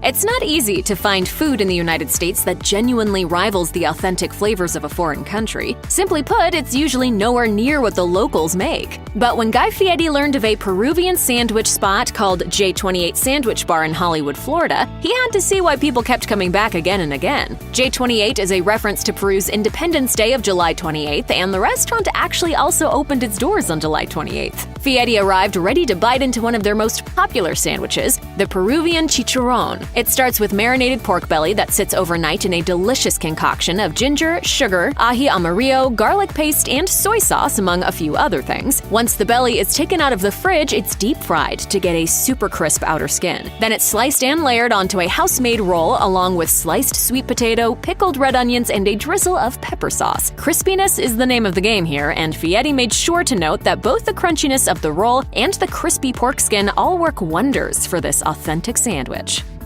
If a sandwich claims to be full of both razzmatazz and pizzazz, you know you're in for quite a treat. Those are the exact words that came out of Oko Kitchen and Bar head chef Mark Steele's mouth while he was explaining his culinary creation called the East Coast Donair. Guy Fieri traveled all the way to Ottawa, Canada to try the sandwich, and he wondered what he was getting himself into after Steele's explanation. The Canadian East Coast Donair is the restaurant's unique take on everyone's favorite classic Greek sandwich, the gyro, but instead of lamb, ground chuck stands in its place. The beef is seasoned with garlic powder, onion powder, smoked paprika, salt, pepper, and cayenne. Once seasoned, the meat is rolled out onto a sheet pan and placed into the oven. The sauce drizzled on top of the final product consists of evaporated milk, condensed milk, fresh garlic, sugar, and vinegar to thicken it. A pita is then tossed onto the grill along with strips of the cooked meat. Once everything develops a nice char, the bread is slathered with garlic butter, and then on goes the beef, shredded cheddar, lettuce, cherry peppers, sliced jalapenos, pickled red onions, and a hefty drizzle of the sauce. Fieri takes one messy bite and has nothing but compliments for the smiling chef. As much as we know that deep frying is probably the least healthy way to eat anything, we can't deny the wonders that happen when food takes a dunk in that sizzling oil jacuzzi. But when you double fry something, you give a whole new meaning to smiling stomach. You have something so crunchy that you can hear every bite from down the block. That's why Guy Fieri hopped behind the wheel of his classy red ride and headed straight to Soul Avenue Kitchen in Moorhead, Minnesota to loudly crunch his way through their double-fried chicken sandwich. The only thing he forgot to bring was earplugs. The preparation begins by dousing the chicken breasts in batter and then dunking them in a dredge full of spices. The chicken then enters the deep fryer for the first time. Once it's pulled out and cooled down, it takes a second glorious dip for an extra crispy outer shell. The condiments slathered on are lime aioli and a spicy Korean paste called samjang. And once they're applied, on goes a pile of kimchi, the chicken, and house pickles. The sandwich is teeming with ingredients, but Fieri manages to grab it with two sturdy hands and take a bite. The verdict? Nothing but love. That is super crunchitacious. Usually when Guy Fieri arrives at a restaurant and the chef describes to him what they're making, he's excited to see exactly how the plan unfolds. It's less common that he'll wear a look of sheer puzzlement after the explanation, but when he visited Bunk Sandwiches and tried a salt cod sandwich, he was left scratching his head. Nevertheless, he appreciates the weirdly unique, so he arrived amped to take his first bite and see why everyone was raving about it. The words salt cod don't exactly conjure up a delicious picture, but this sandwich turns that unsightly image on its head. Before the fish cooks, it sits in water for multiple days to pull out the high amount of salt that coats it. Once it's ready, it's cooked in a pot of milk, garlic, and thyme until the meat starts to flake off the bones. The cod meat and mashed potatoes are then pureed into a thick paste before being slathered onto a toasted roll. Placed on top of the puree is a tuft of salad consisting of parsley, red onion, oil-cured black olives, slices of fried Spanish chorizo, red wine vinegar, and a glug of olive oil. Fieri is definitely surprised by the sandwich's unique flavor, but he's nevertheless pleased. I don't even know if I want to call it gourmet. I want to call it Funkalicious. That's right.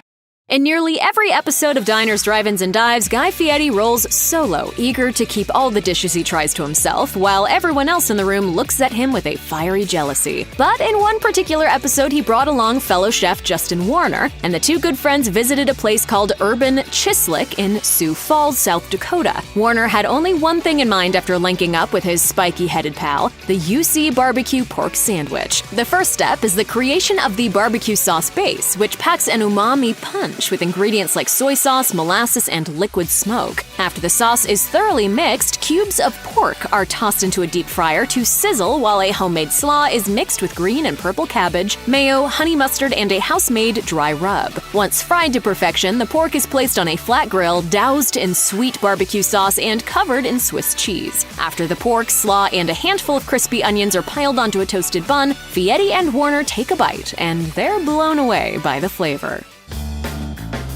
That lights out, bro. Is there such a thing as too much meat on a sandwich? Not if you're a carnivore through and through. If that describes you, then you've got to head to ZZQ in Richmond, Virginia. When Guy Fieri arrived there with an appetite the size of Texas, he was thrilled that the barbecue joint offered up an enormous sandwich called the Tres Hombres to satisfy his own carnivorous cravings. Brisket, sausage, and pulled pork are the three glorious meats packed into the Tres Hombres, and each one glistens with run-down-your-chin fatty flavors. The first meat the chef prepares is a huge slab of pork butt. He slathers it in yellow mustard, coats it in dry rub, and then into the oven it goes. Then he does the same thing to an even bigger piece of brisket. Once both slabs finish cooking, the meticulous piling job begins. The sausage is sliced and layered onto the bottom bun. The pulled pork is then placed on top of that, and the whole thing's topped off with brisket, pickled red onions, and a dousing of homemade sauce. Needless to say, the end product is a monster, but Fieri manages to dig in for a very messy bite. For those who aren't familiar with the much-lauded Diners, Drive-Ins, and Dives, it's a TV show on Food Network that follows host Guy Fieri as he visits iconic diners, drive-ins, and dive bars. He takes viewers behind the scenes, showcasing innovative local spots and offering insight into how signature dishes come to be. Fieri chats with customers who order these dishes, sometimes serving and dining with them too. Restaurants don't get paid for appearing on Diners, Drive-Ins, and Dives, at least not in cash. Nor do they have to pay to be featured on the show. There's no inauthentic promotion here, just a focus on places that actually dish out food with great flavor. And while Guy Fieri may not love every single dish, if it's featured on the show, it's at least good enough. With his seal of approval, however, comes a forewarning to businesses of at least one very important outcome. Although Guy Fieri likes to have fun, Diners, Drive-Ins, and Dives does not play around with its rules. Participating restaurants have strict guidelines to follow when the mayor of Flavortown comes to visit. Eateries have to be willing to forfeit ingredients for the sake of fame, as the show doesn't reimburse them after Fieri appears and tries their dishes. Plus, they lose about 3 to 4 days of business when they shut down for production, and this is on very short notice. One restaurant owner, Andrea Wakefield, wasn't told the producers were coming until about 1 week beforehand. There are many other rules participating restaurants have to follow as well. These can range anywhere from heavy vetting by producers to Guy having the final say on which dish to feature. And even after all this prep, it's completely possible that the production team will pull out at the last minute, even as late as the moment producers arrive. With all that said, why do restaurants agree to these terms? Serving Guy Fieri may result in a huge business boost. That's right, it gets so crazy at these establishments after Fieri and his crew visit that they actually have to warn participants of the incredible uptick in customers. Thrillist interviewed some owners of featured spots from previous seasons, and Emily Biederman, the owner of Steuben's in Denver, Colorado, noted that, when you get the call that they are going through with it, they warn you, this will change your business forever. And yeah, it did. It really did. Another establishment owner, Griffin Buffkin of Southern Soul Barbecue, said that after he filmed there, Guy Fieri told us to be ready for a 200% increase in business. Believe it or not, that's what happened, and it really hasn't stopped ever since. Some experienced an even greater spike. Josh Toma of the Minneapolis-based restaurant Smack Shack saw a 500% increase in sales after appearing on the show. He told the Twin Cities Business, "They told us to get ready. I was like, I got it. I did not get it." It is a power bomb of flavor. Warning, don't eat this and drive. One of the restaurants getting some buzz is Oh So Good, a Garrettson, South Dakota establishment that was featured in the Richmond Standard after making it onto Fieri's show. Another success story is a grouping of restaurants in Fargo-Moorhead. Those eateries are Soul Avenue Kitchen, Pounds, Blackbird Woodfire, Passage to India, and Nicole's Fine Pastry and Cafe. All of the chefs, employees, and owners who were visited by Flavortown raved about the success they saw after Fieri praised their dishes, with some noting that, "I've heard of people so busy they had to close their doors because of Guy's visit." Thankfully, that didn't seem to be the case with these places. Their episodes aired when the COVID-19 pandemic hit the restaurant industry hard, and the Fargo-Moorhead establishments told Inforum that the spike in business was much needed. So for those who want to submit their restaurant but are unsure about appearing on diners, drive-ins, and dives, just know, as long as you're staffed up for the post-show sales bump, it will very likely be worth it. Guy Fieri has traveled from the beaches of the Jersey Shore to Waikiki with one destination in mind, Flavortown. Stay tuned as Guy pursues the sweet and the savory of everyone's favorite Super Bowl snack, chicken wings. Strange but true, you can find some of the best wings at a Jersey Shore strip mall restaurant specializing in burritos. 10th Avenue Burrito in Belmar, New Jersey is just a 90-minute drive from NYC, but it's apparently worth the trip. In fact, one person commenting on the YouTube video of the 2010 Diners, Drive-Ins, and Dives episode that featured this restaurant enthused, "Man, would I eat there right now, and I'm in Los Angeles. That's how good this guy cooks." The first thing Fieri tried was the pork mole platter, something he described as awesome and said he could eat all day long. What really blew him away, however, were the wings tossed with a house-made adobo sauce. This sauce, which Fieri helped to make, starts with a base of tomatoes, vinegar, and dried chipotles, then adds garlic, onions, bay leaves, oregano, and a few more unexpected ingredients: cinnamon, cloves, oranges, and pineapple. It also gets a touch of sweetness from the crystallized Mexican sugar known as piloncillo. The wings are grilled, tossed in the adobo sauce, and served with a side of avocado ranch. Fieri's verdict? Out of bounds, right heat, right spice, Alkaline is a restaurant in Norfolk, Virginia that offers what they describe as, quote, non-traditional Asian-inspired dishes, and Food Network calls it some pretty next-level street food. Lucky for us, Alkaline was happy to share the recipe. These jumbo wings are dipped in a light batter and then double-fried for extra crunch. The sticky wing sauce is made from ketchup, mayo, soy sauce, Worcestershire, chili sauce, and chili oil, and the wings are brushed with the sauce rather than dipped in order to retain their just-fried crispiness. As a final touch, they're finished off with a sprinkling of fried garlic, snipped chives, and sesame seeds. You don't want to eat it too fast because you don't want it to end.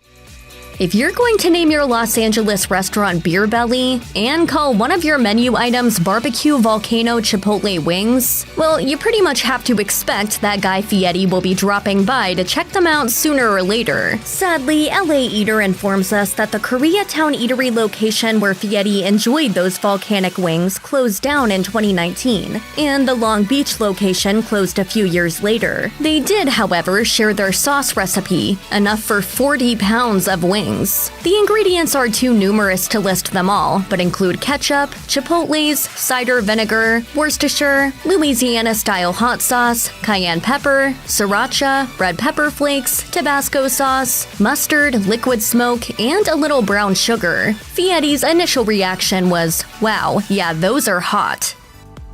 One of the more unusual types of wing Guy Fieri has encountered in his cross-country odyssey is the banana garlic variety from the Blue-Eyed Crab Caribbean Grill and Rum Bar in Plymouth, Massachusetts. While Fieri sampled the restaurant's lobster and lump crab creole, the real standout dish he discovered there, and one that the menu to this day touts as having been featured on Triple D, consists of spicy chicken wings served in a garlicky banana sauce. Fieri described these wings as a calypso band meets Metallica. The Blue-Eyed Crab has also been kind enough to share the recipe for their signature wings, but it's complex, so you'll need some time if you want to try this at home. The wings are first marinated in orange juice, soy sauce, and spices, including ginger, cinnamon, and star anise. Then they are oven roasted until they are crisp. The sauce includes not only bananas, but banana liqueur, plus garlic, of course, with other flavors including orange, maple syrup, and chili sauce. Even the dipping sauce and side dish carry out the tropical theme. The former is made from pineapple juice and sour cream, while the latter consists of fried plantains in place of the more standard fries or celery sticks.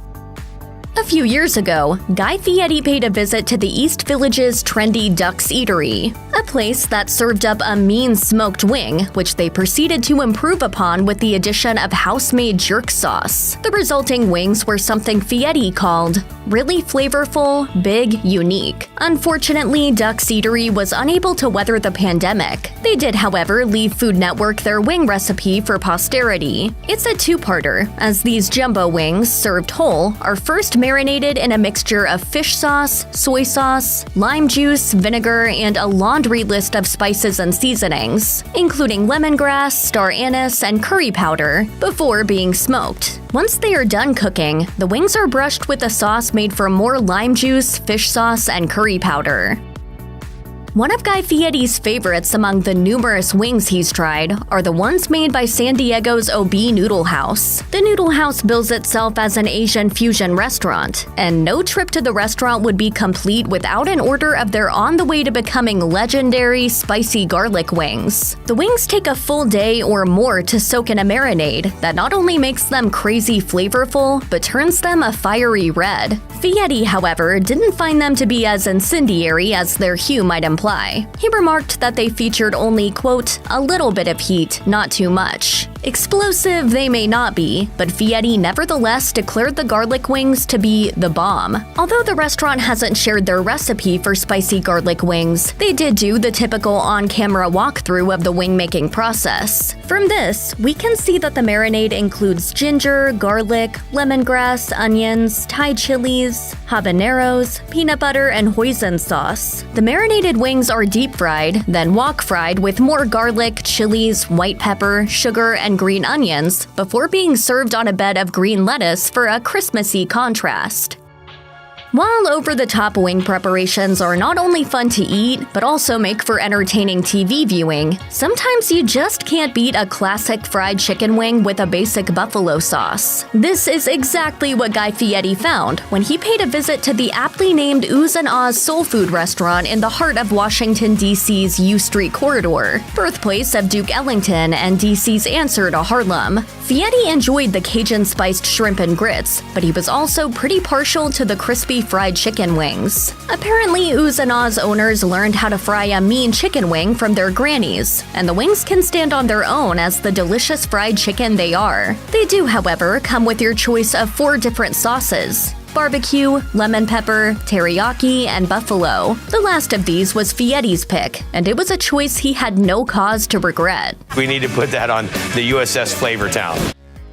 Guy Fieri discovered some of the most authentic Thai food around at Opal Thai, a restaurant on Honolulu's North Shore run by Bangkok-born chef Opal. He gobbled down several delicious dishes, including pad thai and pork larb, but his favorite item on the menu was the garlic-glazed hot wings. The video of the wings' preparation shows that they're first fried naked, no breading, batter, or seasonings, then tossed in a hot wok with a sauce made from garlic, chili paste, and rice wine. As a crowning touch, the plate of wings gets a garnish of deep-fried basil. Fieri's first reaction, upon biting into the wings, was, "Holy moly, that's the most garlic I've had on anything." He does note, though, that the garlic, since it's been cooked so nicely, blends well with the rest of the flavors. This allows you to taste the entire spicy, sweet, salty spectrum, rather than having the wings be overwhelmingly harsh and garlicky.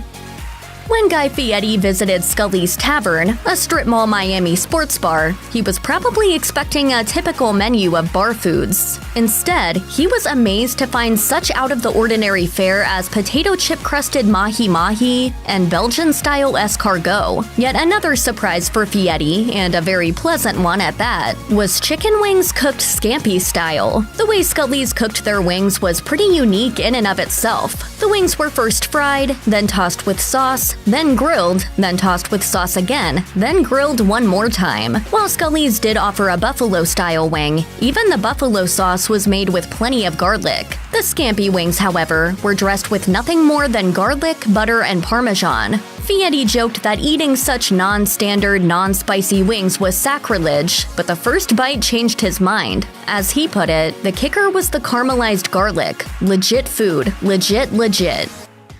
Lucky San Franciscans, they have access to their very own Filipino fusion food truck. Guy Fieri, of course, had to pay this a visit, though it's technically not one of his 3 Ds. Still, the food Senor Sisig serves up is definitely his cup of tea. Food Network says Fieri's a fan of the sour pork sisig tacos, but he was perplexed by the adobo glazed buffalo wings. His first reaction was to say, "I can't figure out the flavor," although he ultimately decided the wings were not too sweet, not too spicy, not Asian, not Mexican, just Senor Sisig. It seems as if the wings aren't always available on the Senor Sisig menu. Not to mention, San Francisco is a bit of a trip for many of us. Senor Sisig, however, was obliging enough to supply Food Network with their recipe. The wings are first marinated in soy sauce, spices, and sugarcane vinegar, and then baked, fried, and tossed in that mysterious adobo glaze. So what's in Senor Sisig's secret sauce? The secret's out. The complex flavor mixture includes more soy sauce and vinegar, as well as ketchup, honey, Worcestershire, garlic, and chipotles. It's like kryptonite. I'm going to eat it and I'm going to go to sleep. In 2016, Guy Fieri took a trip to Stockton, California to visit a restaurant called Smitty's Wings and Things that specializes in you-know-what. Smitty himself is former NFL player Steve Smith, and Stockton happens to be his wife's hometown. While Smitty's menu offers a dozen different types of wing sauces, ranging from plain to tropical mango chipotle habanero to Thai-inspired sweet and sour, Fieri went with a classic, Damn Hot. The Damn Hot wings are first coated in paprika-spiced flour, then fried and sauced. As to the Damn Hot sauce itself, this is made from a mixture of cayenne, chipotles, and green chilies. Fieri calls the finished dish a good old-fashioned, funky, crunchy wing, which is something we can never get enough of. While Des Moines, Iowa may not rank up there with Kansas City, St. Louis, or Memphis among the world's barbecue capitals, when it comes to chicken wings, they can hold their own with anyone. That's because Des Moines is home to Smokey D's Barbecue, a restaurant that wins award after award. Sure, their brisket and ribs are as mouth-watering as smoked meats tend to be, but Food Network says the real menu standout are the smoked wings. When Guy Fieri paid Smokey D's a visit, he learned that Smokey D's wings are deep-fried after they're smoking, something that makes them doubly delicious. He tried the Asian glazed wings and described them as dynamite, great spice, nice balance, subtle, not overdone. The Asian glaze is one of 3 different sauces Smokey D's offers, the other 2 being barbecue and buffalo. We all love a good pun-named Thai restaurant, but there's far more to tie me up than the name alone. Guy Fieri couldn't hold back on the superlatives when he tried the offerings at this food truck in Kahului, Hawaii. He called it a freight train to Flavortown and described the boneless pork ribs by saying, "On a scale of 1 to 100, that's a 101. Fieri also raved about the stuffed chicken wings, something he called out of bounds. Unfortunately, these wings no longer appear to be featured on Tie Me Up's menu, and they haven't made their stuffed wing recipe public. However, according to a similar recipe from C. Hodge Creations, the tricky part with making stuffed wings is deboning the wing itself. In addition to rice noodles and veggies, their recipe uses ground pork for a double meat delight, and tops the wings with sweet chili garlic sauce in place of the plum sauce favored by Tie Me Up.